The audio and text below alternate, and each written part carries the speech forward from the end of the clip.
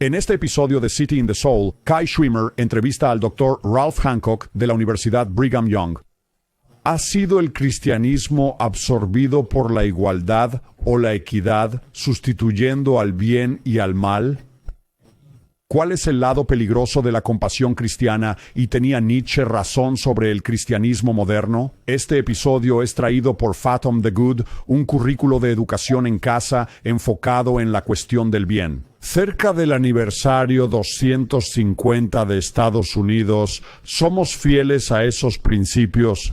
¿Cuestionamos el bien? Visite fathomthegood.com y obtenga un curso de muestra. Es fantástico. Se enfoca en el pensamiento crítico y enseña sobre filosofía política, historia y la fundación de Estados Unidos, y sobre la cuestión del bien. fathomthegood.com. La ciudad y el alma. Regresamos a The City and the Soul. Soy Kai Schwimmer y estoy con el profesor Ralph Hancock, profesor de filosofía política y autor de Amor y Virtud en una era secular, el cristianismo, la modernidad y el bien humano. Gracias por reunirse otra vez. Gracias, es bueno estar aquí. Sí, absolutamente. Bueno, retomemos un poco desde donde dejamos la última discusión que tuvimos, la primera sobre su libro. Cuénteme un poco sobre la primera parte y la introducción de su texto. ¿Qué es lo que los lectores van a encontrar al empezar? Bien, recuerda que la última vez tocamos algunos temas principales del prefacio y la introducción.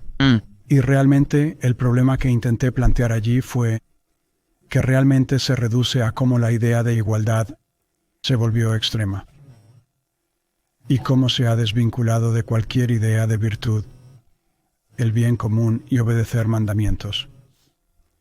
Y de manera interesante, este proceso de una nivelación sin fondo de la igualdad, si puedo llamarlo así, es impulsado a la vez por una forma moderna del racionalismo. Pero este racionalismo ha cooptado o convergido perversamente con una interpretación del cristianismo, y es una interpretación a la cual los santos de los últimos días no son invulnerables. Afecta a nuestra comprensión tanto como la de otros cristianos. Y es simplemente una comprensión de la igualdad de todos, los hijos de Dios que abrazamos como todos los cristianos. Pero la tendencia es que esta comprensión de la igualdad tome un sentido igualador que desafía todo, virtud, y tiende a socavar cualquier capacidad que tenemos para defender algo. Y lo ilustré, como recordarán, con un par de ejemplos. Recordaré uno. Y esa fue la estudiante de Yale, la joven mujer, que confrontando a un profesor, gritó con angustia que no estaba allí para cumplir expectativas académicas o participar de alguna tradición intelectual elevada. Estaba allí para encontrar un hogar, ser respaldada tal cual era. El trabajo del profesor era hacer eso. Tomo esto como algo muy emblemático de dónde estamos, porque nuestra idea del alma se redujo a este yo igual o este yo que anhela siempre más igualdad y siempre más reconocimiento social horizontal, que por supuesto esta idea del yo no puede nunca encontrar satisfacción y significado. Sigue intentando nivelar más, sigue intentando buscar un fondo que no está disponible. Sí. Y se torna negativo. Se torna negativo. Los defensores de la igualdad pura, incluyendo, y los defensores cristianos son arrastrados a este vórtice. Solo saben contra qué están y contra qué están. No solo la tradición, la virtud, la familia, etc. Encajar perfectamente en el molde de una igualdad abstracta. Así que ese es el problema que pretendo abordar, esta convergencia de la igualdad secular y la universalidad global que conlleva esta especie de demanda woke de ratificación de la identidad. Y esta es la convergencia de eso con una idea cristiana del amor, que está cada vez más divorciada de la virtud, mandamientos y cualquier contexto. Ese es el problema que intento tratar. ¿Cómo? De ahí el título, Amor y Virtud. ¿Cómo? Mantener el amor unido a la virtud. El amor cristiano francamente, con la virtud clásica, en el sentido de que la tradición aristotélica es en la que la idea de virtud, o como decimos, la agencia moral, está mejor articulada y mejor representada. Ese es el problema. Y luego intento avanzar hacia... Esa es una declaración original, una declaración preliminar del problema que desarrollo en la parte 1, y luego en la parte 2 intento esbozar la solución. Sí, bueno, y no es una tarea pequeña abordar tal asunto.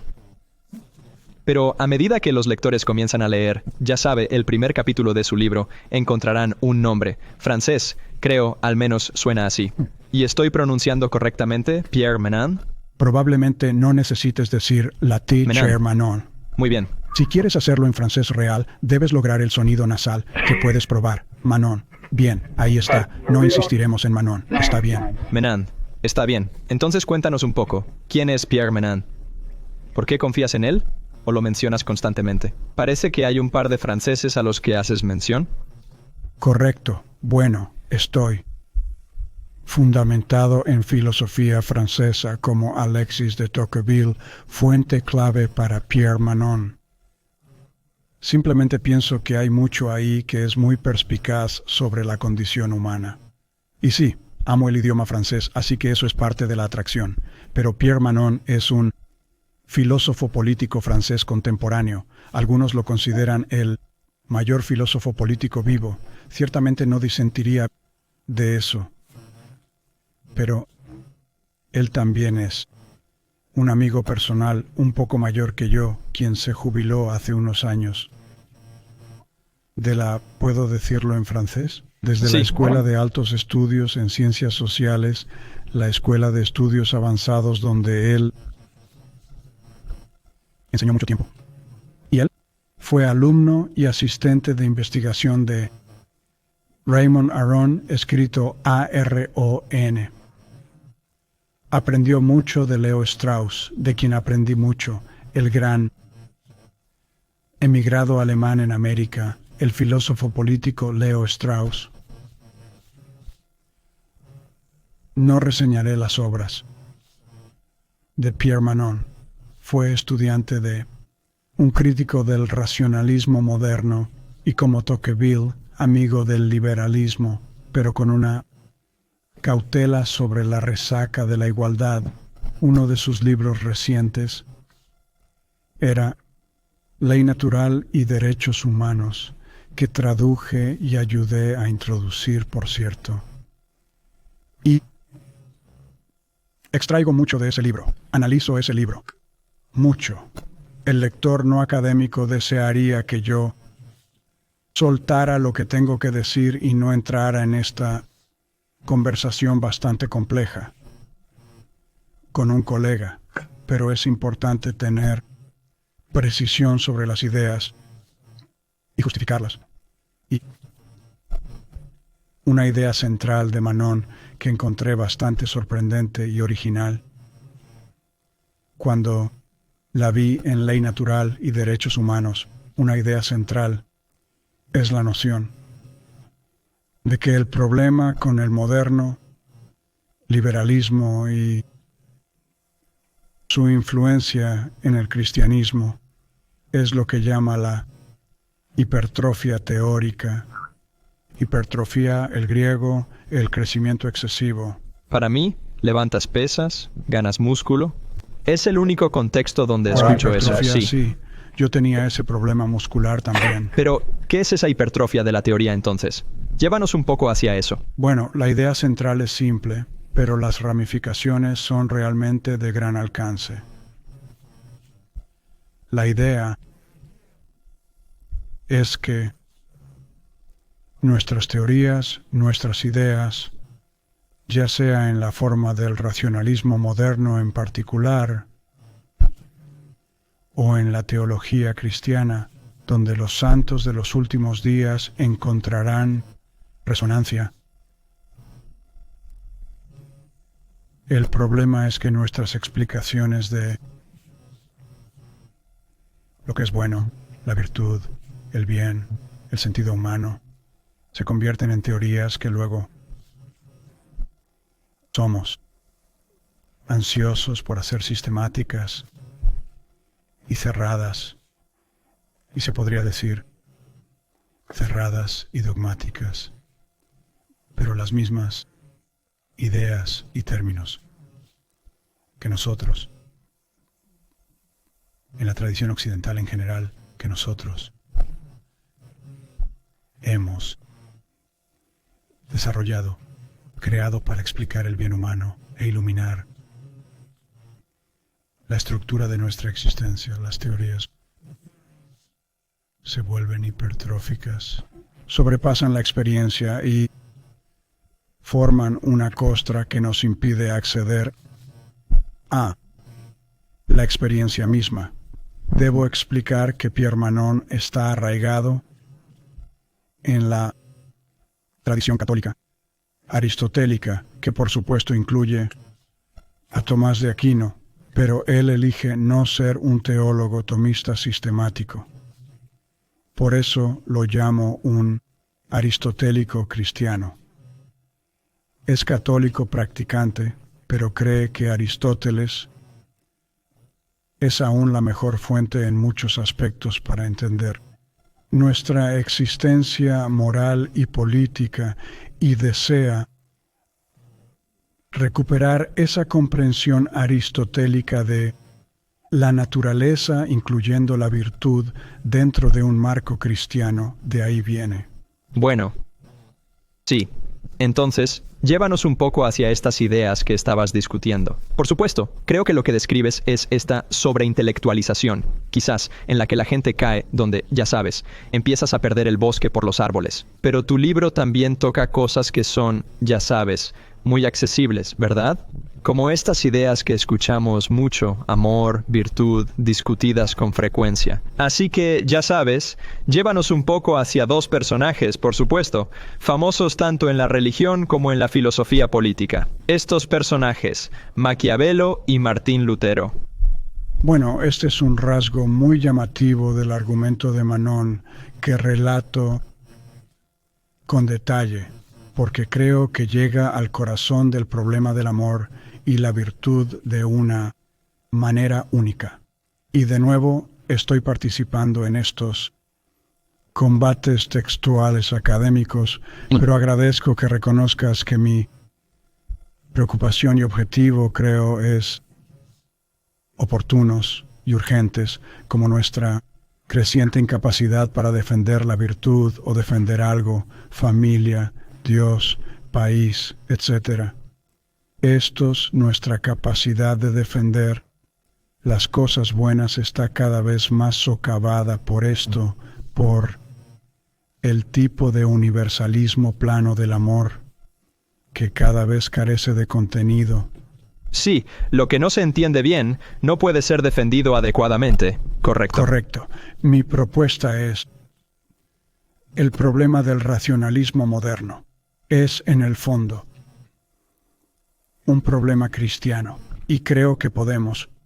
Esto es palpable entre los más reflexivos santos de los últimos días, la dificultad que tenemos para defender cualquier cosa virtuosa, amable, de buen informe y loable, correcto, contra una interpretación errónea de amor. Pero para llegar, tu pregunta sobre Maquiavelo y Lutero, ambos fundadores del siglo XVI, de la era moderna, pero de formas muy diferentes. Maquiavelo, el fundador de la política de poder secular, se podría decir, y sabemos que Lutero inició la Reforma protestante. Reforma. ¿Qué tienen estos dos en común? Tienen en común algo que corresponde a la categoría de la hipertrofia de la teoría. Cada uno a su manera, Maquiavelo y Lutero, tienen esta necesidad compulsiva de ver a través de la bondad de la virtud, o en el caso de Lutero, la bondad de un amor cristiano a Dios, esperanza y salvación, ver a través de eso hacia algo cierto, indudable.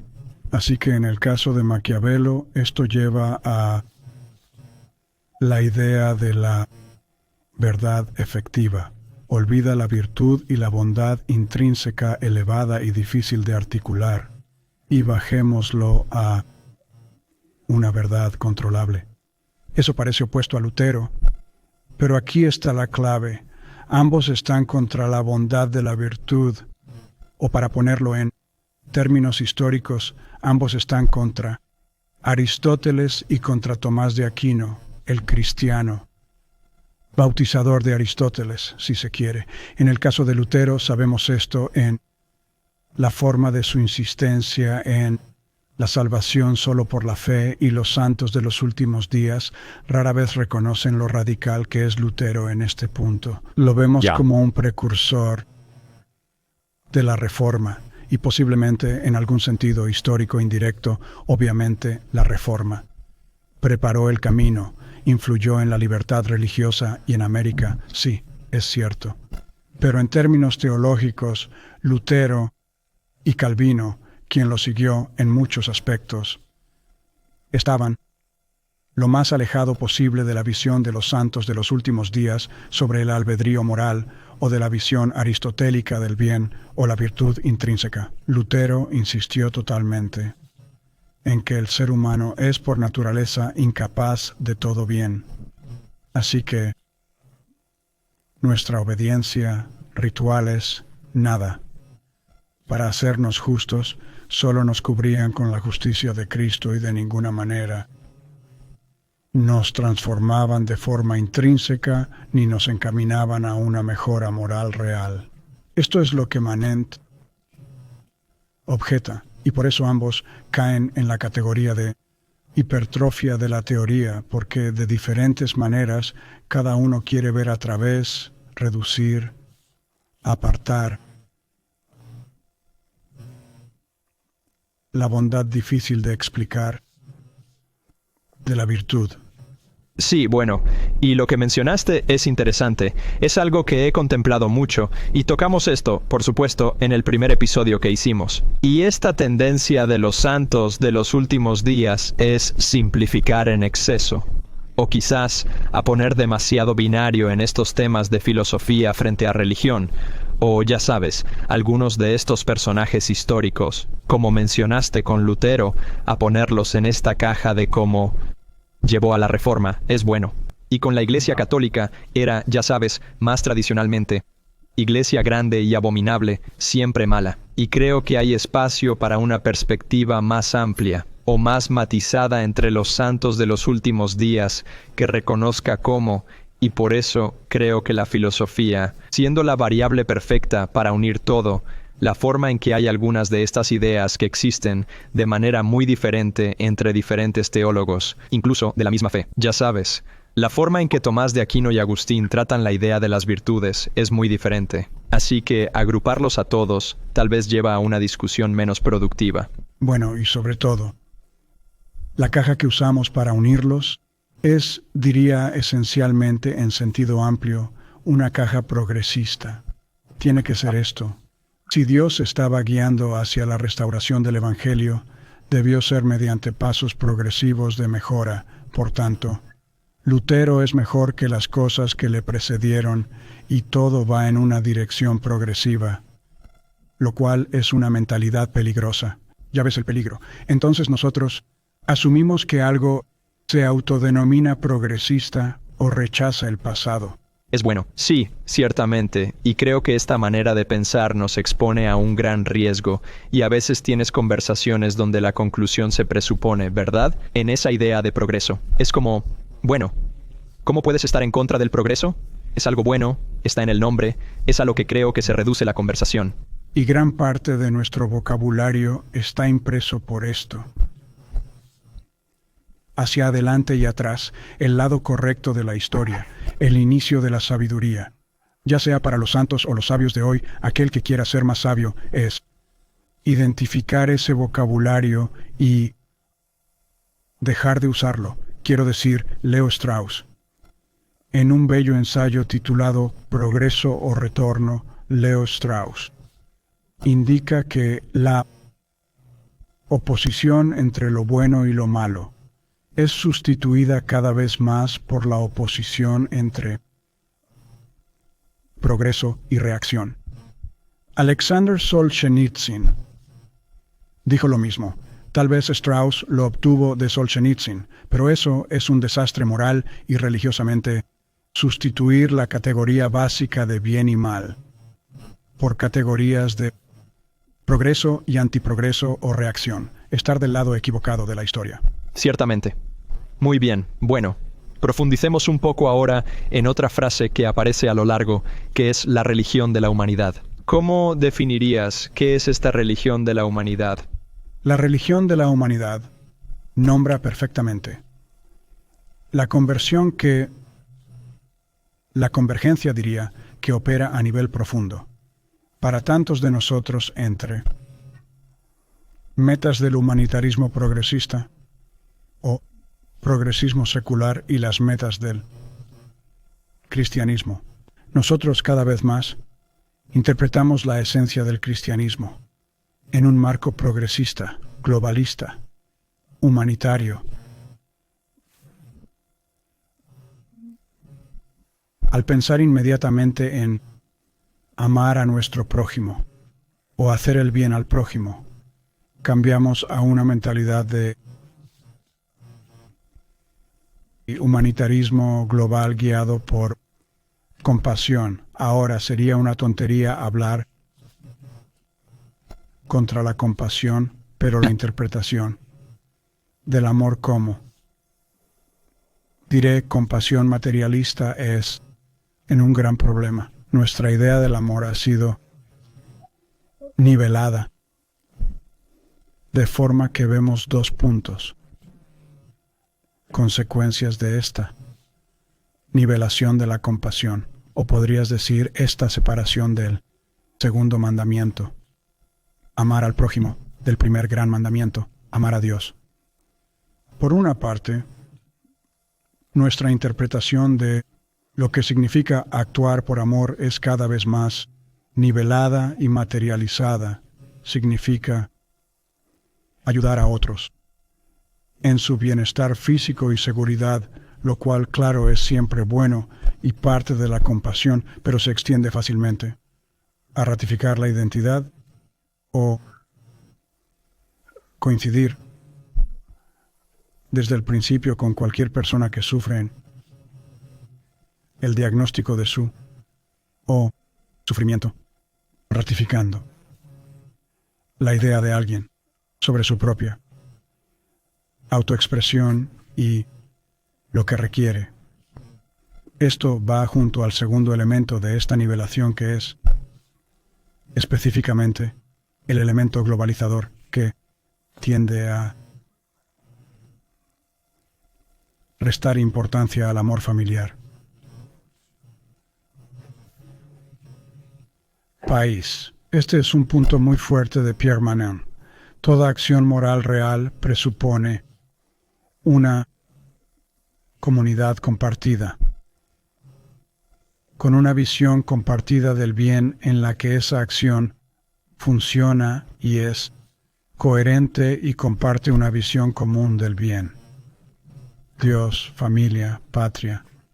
Pero ahora nuestro universalismo, y claro que la verdad de Cristo es universal. La verdad es universal y la misión del Evangelio abarca a toda la humanidad. En un sentido espiritual profundo, todos somos prójimos. Pero la acción moral con sentido aún empieza en casa, y la acción moral, un punto fuerte de Pierre Manin, quien no temió contradecir a su Papa Francisco sobre esto. La acción significativa incluye amor a la patria, una acción en nombre del bien común de un pueblo. Y esto es lo que niegan cada vez más por la ética universalista. Diría pseudoética de la compasión. Es una pseudoética sin contenido ni sustancia, y en gran medida con excepciones admirables, pero mayormente. Es grandilocuente, pero barata, no cuesta nada, o quizá cuesta un cheque ocasional si eliges donar a alguna organización internacional. Te cuesta poco estar a favor de alguna medida global abstracta, proyecto de caridad. Publicar una actualización en Instagram o en tu historia para mostrar apoyo a una causa. Aquí es donde la señalización de virtud se separa de la virtud real, que es concreta y comienza en casa y comienza con el vecino que tienes justo enfrente. Y es inseparable de la preocupación por la virtud, el orden del alma, la condición espiritual y la relación con Dios, tanto propia como del prójimo. Ahora encuentro esta idea muy convincente de que el amor ha sido abaratado, creo, y por eso es tan importante llegar a qué significan estas cosas. ¿Qué significa amar? ¿Qué es el amor? ¿Qué es la virtud? ¿Qué papel juega en nuestras vidas? Porque creo que muy a menudo el amor es solo dar a la gente lo que quiere, y creo que a menudo es en realidad en lugar de sacrificio propio, en lugar de desinterés, es en realidad por quizás un orgullo que uno tiene en sí mismo, intentando ahorrarse la incomodidad de decir algo que alguien más podría encontrar desagradable, incluso si es por su propio bien. Cierto, esto, sí. La pose de desinterés, debería decir como compasión humanitaria, revela precisamente el vacío que expuse en nuestro prefacio e introducción. Esto es, el ser es tan abierto y su compasión es tan vacía que el desinterés coincide con el respaldo de egoísmo, de la virtud o toda orientación vertical hacia Dios.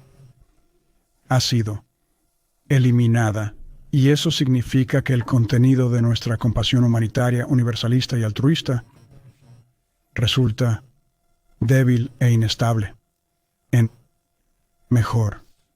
Y así nos quedamos con una cosmovisión que es a la vez egoísta y altruista, o dedicada a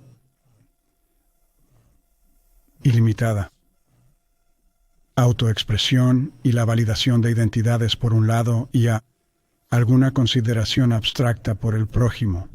Esto es el movimiento de pinza, la convergencia presente,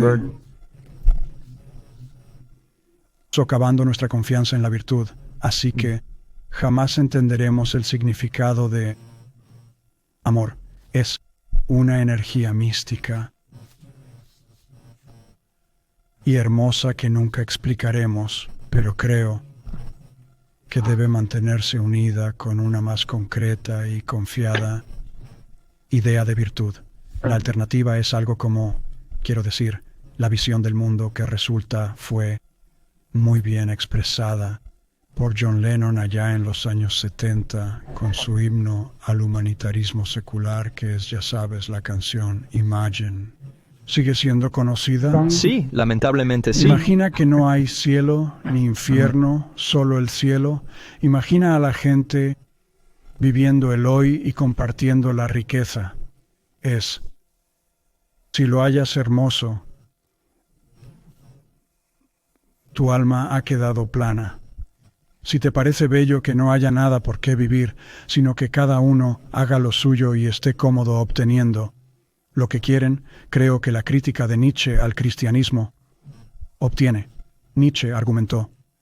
Friedrich Nietzsche, filósofo alemán que murió a finales del siglo XIX, pero argumentó, es un gran crítico de la civilización occidental, incluyendo el cristianismo y judaísmo. Más, Él nos ayuda porque no se equivocaba sobre las consecuencias de un diluido, nivelado, si se quiere, democratizado y universalizado cristianismo. El resultado sería lo que llamó los pocos hombres que quedan en la tierra. Parpadean y están satisfechos con sus comodidades. Un placer durante el día, un poco de placer de noche, quizás drogas o narcóticos para ayudar con la comodidad. Es la culminación de la visión occidental. Sí, la virtud se sacrifica a la igualdad universal, y ahí Nietzsche tenía razón. Sí, es el clásico comer, beber y divertirse, ya sabes, Es eso. absolutamente. Bueno, oye, refirámonos ahora a alguien que ya hemos mencionado un par de veces, que también está muy presente, por supuesto, en esta línea de pensamiento, y este es Leo Strauss. Este inmigrante alemán tuvo una idea revolucionaria en hermenéutica en este libro. ¿Cuál es su papel principal? Ya sabes, ¿qué hace y cuál es su aporte? Bueno, Leo Strauss es un referente principal mío para llegar a un acuerdo con el problema del amor y la virtud, realmente conciliando el problema del cristianismo entre antiguos y modernos. Así que el gran tema de Strauss, uno de sus grandes temas era la distinción o conflicto entre antiguos y modernos. El ataque de Maquiavelo a Aristóteles y la idea clásica de la virtud ya ha sido referido. Pero me inicié con Leo Strauss. Si me acusaras de ser un straussiano, no podría objetar. Aprendí mucho de él. Mi profesor Harvey Mansfield es un straussiano de su propio tipo. Aprendí mucho de Strauss, pero aprendí una crítica al cristianismo que hay que responder. Ahora la crítica de Strauss es sutil porque quiere ser amigo de cristianos. Él desea respaldar la moralidad cristiana en tanto que remite a la tradición. En el fondo es discreto, pero fundamentalmente ve al cristianismo como implicado en la involución de la igualdad. Él coincide con Nietzsche. En eso no está de acuerdo con Nietzsche sobre que la verdad misma es un mito o un juego de poder. Strauss quiere retornar a la verdad, como la entendían los filósofos políticos clásicos, Platón y Aristóteles. Aquí es donde debo separarme de Strauss de algún modo,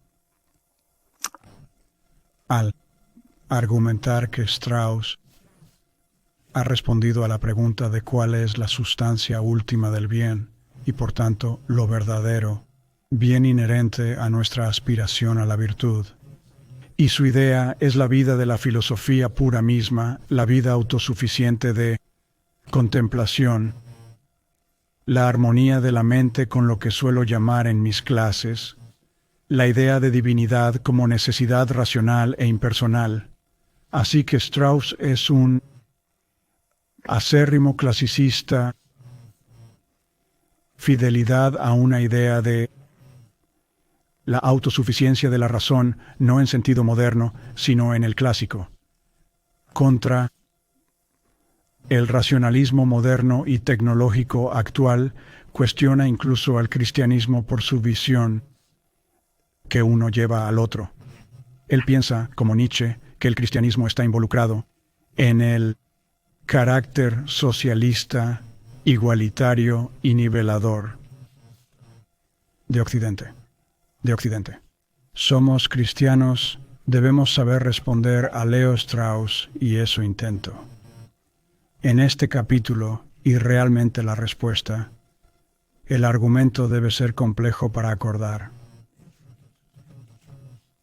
Con un pensador tan profundo como Strauss, pero la respuesta es que el amor cristiano y la virtud clásica deben mantenerse unidos. Pero aún así, Strauss, aunque deba distanciarme de su visión finalmente, tiene un papel positivo en mi argumento porque ve más claramente que nadie la vulnerabilidad cristiana a esta idea de amor aplanada y secularizada. Así que al responder a Leo Strauss, voy al corazón del asunto e intentando mostrar cómo es hoy que podemos defender la virtud desde una perspectiva cristiana del amor. Sin duda, y creo. De nuevo, volvemos a por qué es importante que los santos de los últimos días y los cristianos dialoguen con la filosofía. Es porque hay preguntas serias que provocan introspección que creo que, de otro modo, podríamos habernos vuelto demasiado cómodos para hacernos, y esta es la cuestión de la moralidad. Yo creo que es muy importante el llamado de Nietzsche a la introspección de los cristianos sobre nuestra moralidad.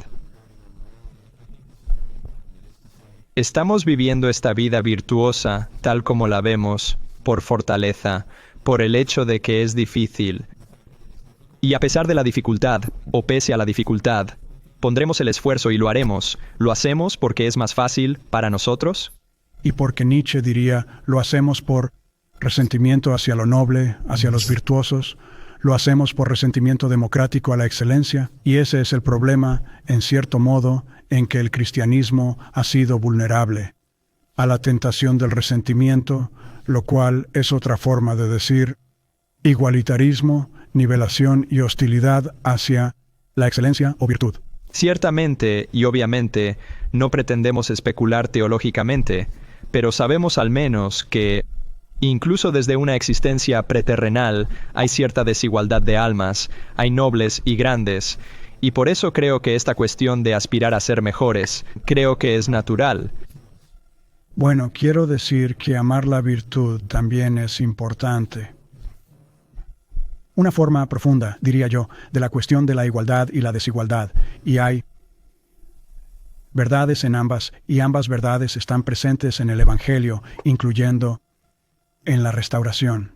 Y así, volviendo al enfoque de Pierre Manant, o a su visión más distintiva, quiero decir, él deja claro que la acción virtuosa, o como diríamos nosotros, el albedrío moral, es inseparable de tomar la iniciativa, de sobresalir, de defender algo, y por lo tanto, es inherentemente desigual. Hay un momento de desigualdad en la iniciativa del albedrío mismo. Quiero decir, el albedrío es lo opuesto a esperar a ver qué haría alguien más o qué le gustaría. Significa que está conectado con defender algo, que debe ser algo concreto y bien definido.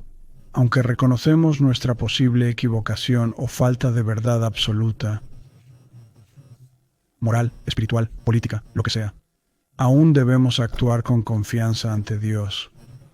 De eso trata mi libro.